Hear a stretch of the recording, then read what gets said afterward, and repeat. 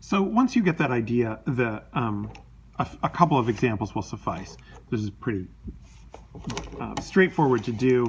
There's not a lot of variation. I mean, some of them take a little thought. So here's the dy dx plus x squared equals y. We want to solve that differential equation.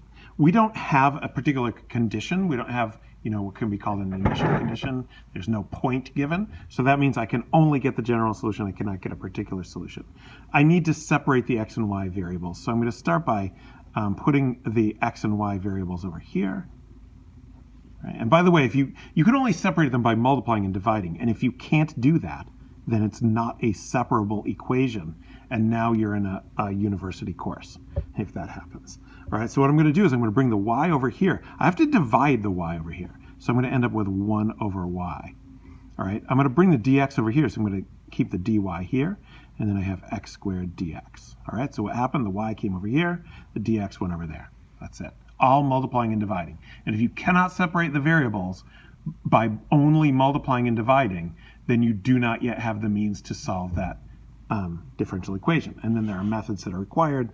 They're rather complex. And when you're in university, after you finish all of your calculus, you will take a class called differential equations, where you will study how to solve those equations. We're going to do only what are called separable, means they can be separated, equations. All right, so now I just do antiderivative on both sides. Antiderivative of 1 over y, ln absolute value of y. I'm not going to put a plus c, because we're going to combine the plus c's on the other side. Antiderivative of x squared, x cubed over 3. Now I'm going to put the plus c, because you only need one plus c. You don't put plus c on both sides. All right, that's it. Done. Example number 1. Done.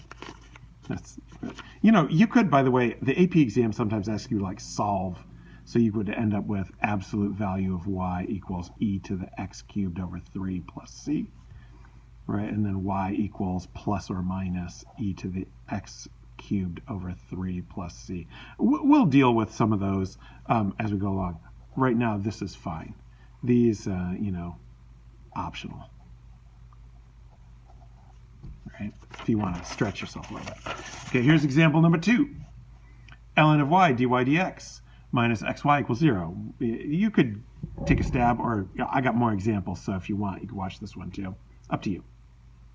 All right, so here's what I'm going to do. I'm going to put the xy over here. I have ln of y dy dx equals xy. Now I'm going to, let's see, I want y's on the left and x's on the right, just because I'm going to put the dx to the right. So that means I'm going to have 1 over y times ln of y dy equals x dx. All right, now I'm ready to integrate this, integrate that. Well, how the heck am I going to integrate that? So I might have to do a little bit of scratch work on the side to say, okay, what is the integral of 1 over y ln of y dy? I'm going to need one of the techniques that we just learned. What technique? U sub. We're going to do u equals ln of y. And then du equals 1 over y. Then what I have here is, 1 over y dy, right? Then 1 over y dy is my du, so I really have integral of u du, and that's u squared over 2 plus c.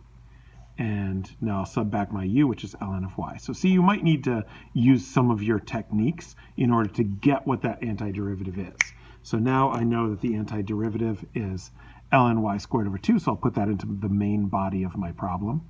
Ln y squared over 2 equals, I'm not going to put the plus c because it could go on the other side. This one's easy, it's x squared over 2. Now I'll put the plus c, and now I'm done. Boom. All right, so you might need to use a technique to get the integral here. If you do that, it's nice to do it the way I did it. I have the main body of my problem here, and then something I had to work out on the side, I delineate clearly. You could do that other ways, but that's a good way to do it. All right, we'll do a couple more examples, and then you're ready to do it on your own.